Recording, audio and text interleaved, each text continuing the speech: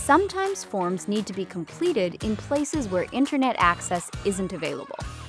With fillable PDFs, users can complete forms offline and submit them later when they're back online. I'm Kayla with Jotform, and in this video, I'll show you how to export your form as a fillable PDF so users can fill it out anytime, anywhere, even without an internet connection. Let's get started.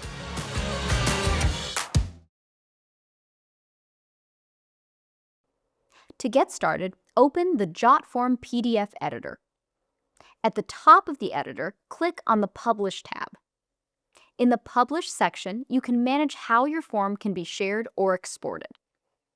In this section, select PDF Form to generate a fillable PDF version of your form. This option creates a downloadable PDF file with interactive fields that users can complete offline. Before downloading, click Form and then View Form to preview the PDF.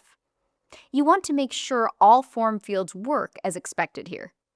After everything looks correct, close that window and click Download to export the form as a fillable PDF. You can now send this PDF to users who need to complete forms without internet access. They can fill out the document offline and return it later for submission or record keeping. And that's how you collect responses offline using fillable PDFs in Jotform.